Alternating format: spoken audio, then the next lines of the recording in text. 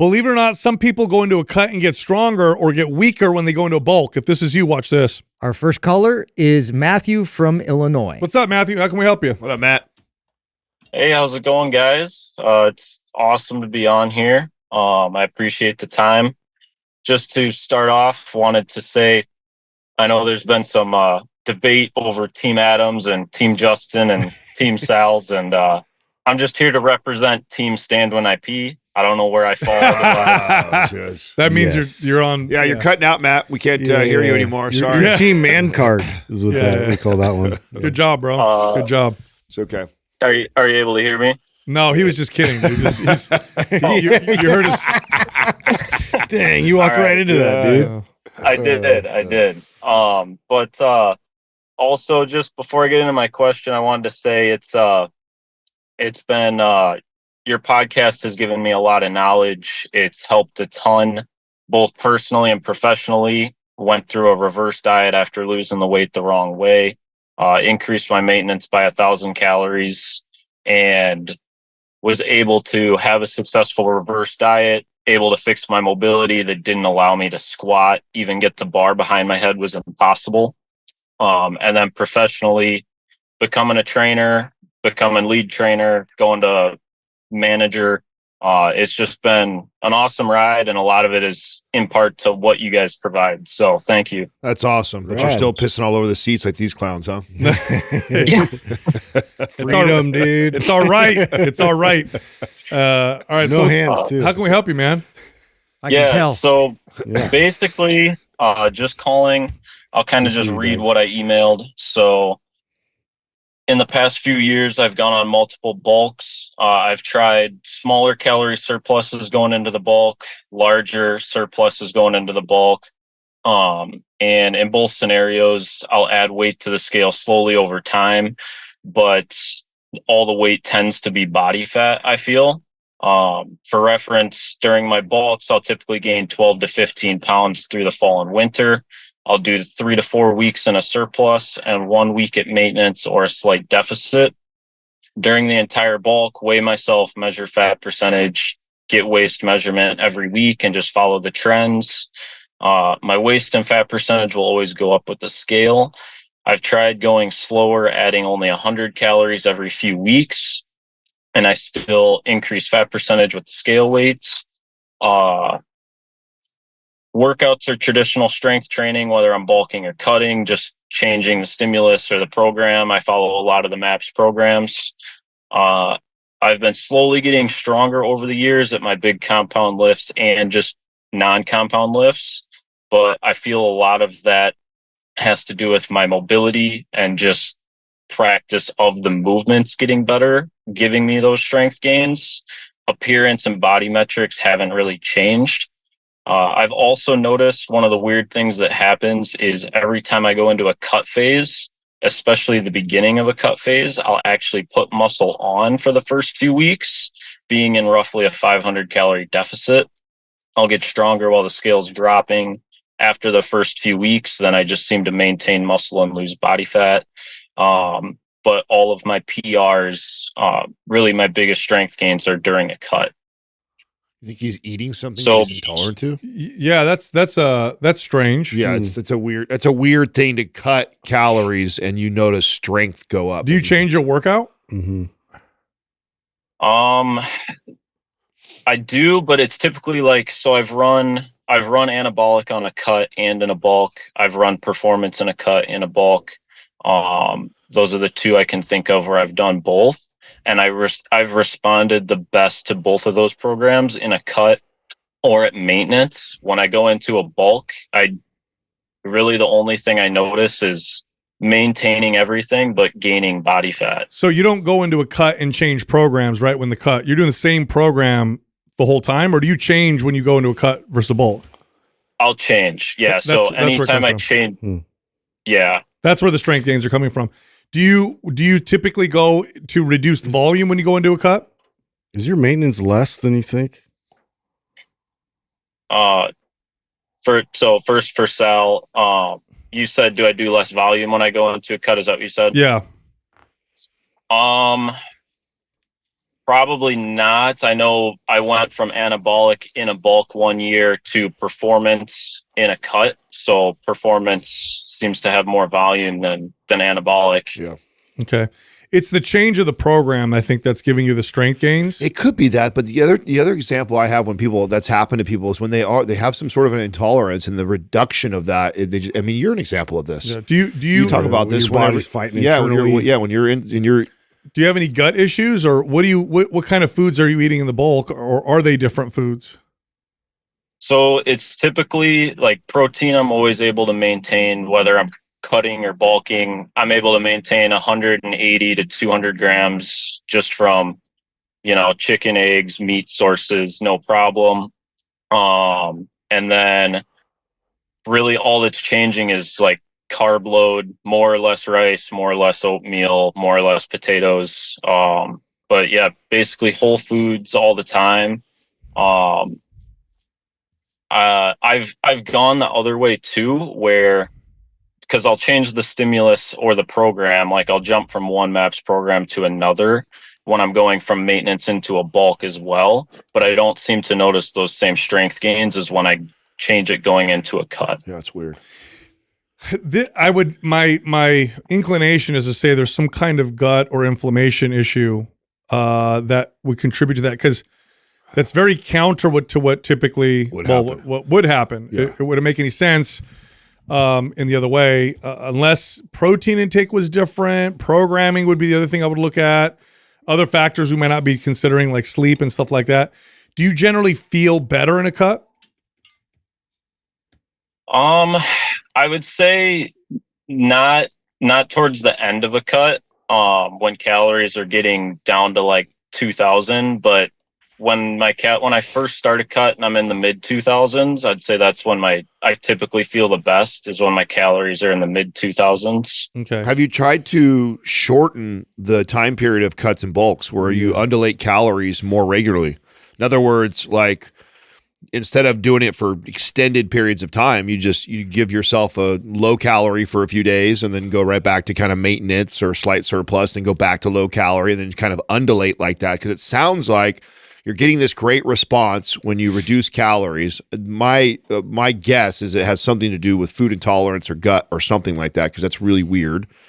But if that's the case, you reducing like that is obviously sitting, and it's not until the end of your cut you're saying that you feel the adverse effects of it. So why not shorten the cuts up or the time periods and undulate the calories on a more regular basis and kind of try and be more maintenance versus trying to be in a cut or necessarily a bulk all the time? Well, I think what's clear here, Matt, is if all the factors are controlled, right? If everything's the same except for the calories, and you notice you're stronger and you feel better when you get to the mid 2,000s, what you want to do is always listen to your body and ignore what might be conventional wisdom, because you would think on its face it doesn't make any sense. I should feel stronger eating 2,800 calories, 2,900 calories I do at 25, but I always feel better at 2,500 calories. Well, there's something we're missing nonetheless if you just listen to your body. So I would stay in the calorie range that makes you feel the best and not worry so much about whether or not you're in a bulk and a cut. In other words, I would base it off of your strength and how you feel, and not so much on the eating a surplus or a maintenance or deficit. Because there's something we're missing here. Yeah. But regardless of what it is, if you just follow with how you feel, then you're going to move in the right direction. Does that make sense? Yeah, that makes sense. I kind of had, I guess, an idea that maybe you guys would point to the gut too, because that's kind of what I've maybe thought that it is. I don't really tend to get any extra bloat or any like gut issues when I eat certain types of foods, but that's kind of the same thing. That's kind of my unknown area too, is gut health. Yeah. Yeah, but let me give you an example of myself in this case. Like, I have really subtle issues with this. Like, so forever I thought whey never even bothered me. But what it really was, the only time it bothered me is when I had it 3 times in a day. If I have it once or twice, the response is so low level that I don't see this physical response of like major bloat or major fatigue. But then when I would push it in a calorie surplus where I'm trying to eat a lot more to bulk, that's when I'd see some of these adverse effects, right? And they still weren't loud signals. It was just enough to me to start to piece together, man, when I cut that out, I just feel so much better. And a lot of times it's the things that we eat on a regular basis. And when you're maybe in a So it's the dose that makes the poison. Exactly. So maybe when you're in a calorie deficit or look closer to maintenance, those signals don't really pop up until you are like in a bulk for a period of time and you've been over consuming whatever said food is.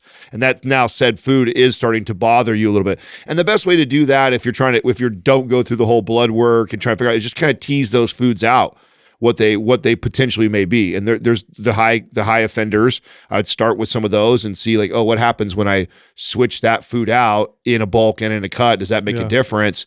But it really points in that direction. But no matter what, to circle back to Sal's point, none of it matters if we don't get the for sure answer.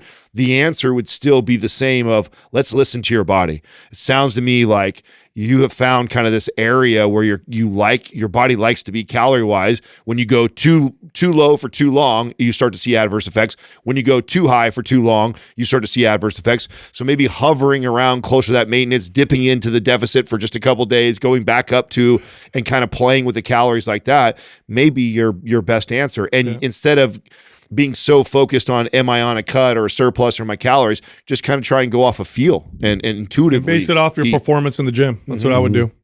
But if you want you want to really get granular, I would work with a functional medicine practitioner and they could run some tests to see, specifically what might be going on, if anything. But at the end of the day, just listen to your gut. If you feel good at 2,500 calories and that's where you see the best performance, then stay there. Yeah. And the last thing I was going to add too, just to get your opinion, is like, it just so happened that this week, I had to change up my programming and nutrition a lot, because actually a week ago I ended up separating my shoulder a little bit. So I've got to take things down in the gym, obviously.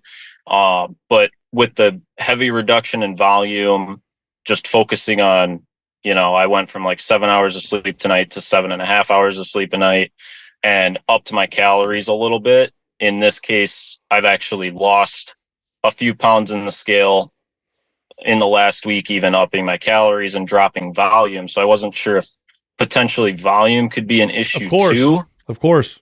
That's why I asked about your workouts. I would focus on the workout programming and eat in the way that makes you feel the best. And you might be overdoing it. You might need more sleep and less volume. Sure. Sure. I've seen people go in a cut and get stronger because they cut the volume. And it was the programming that did it, not the cutting the calories. That also would point in the direction of the calorie surplus thing be having an adverse effect too. Because remember, your digestive system is like your muscular system. They're all systems of the body. They're all uniquely connected. And if you're stressing all the systems out, your body's not going to respond very well. So if you're stressing your digestive system by over consuming, simultaneously overstressing by overstimulating and overtraining, then you could have a negative response inside the gym in performance. And then the reduction, it gives you some relief, at least on the digestive system. So then you see this positive, like, oh, thank you. At least one of my systems isn't stressing like crazy. And then you get this positive feeling. And then you continue that for a period of time where then now your body's like, okay, we've been low calories for a couple of weeks now. Now we're not seeing as much positive effects. So that might be what we're noticing. Yeah. What's the name of our forums? MP Holistic Health go to Facebook, MP Holistic Health. It's our functional medicine forum, and you can ask some questions there. I do think this might be gut health related. That's what would make the most sense. But the only way to know for sure is to do some testing. Yeah. And I am actually in that forum, but I just have never really asked anything in there. But I'll definitely make a post it there. Yeah, I would say when I eat more of the same foods, I actually get weaker in the gym. When I eat less of the same foods, I feel stronger in the gym. What could be going on? And then you'll probably get pointed in the right direction in terms of testing. Yeah. Well, I appreciate the feedback, and once again, thanks for everything you guys do. Found you guys probably 6 years ago and listened to almost every episode since, and it's awesome. Thanks you so much, Matt. What gym, by the way, do you run in? Man. It's an Anytime Fitness. Oh, good deal. Nice. All right, man. Thanks for the support, man. Go hit goal. Yeah, thanks. You got it. All right. Those are the big. Are those the big? No, small. That's small. I almost bought one of those franchises. Oh, they're the ones that's where the one. Yeah, you only need like 3 people to manage them, right. And they're all self-automated. That's where right. Yeah. That's right. They're still trucking along. I wonder how. It's an interesting model.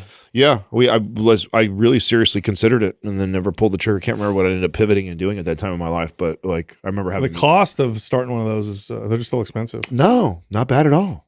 They're not that crazy at The all. equipment and stuff. It was $250,000 or less for a gym. That's not bad at all. I mean, that's what I mean. It's still $250,000 for a Orange Theory. Really? Oh yeah. You want to do a big gym? You're talking $1 million. Yeah, a couple million. Yeah. So I mean, relative, right? What a weird scenario, but it does point to, in my opinion, something with gut health. Of course, because and it does make a little sense that he gets this initial positive.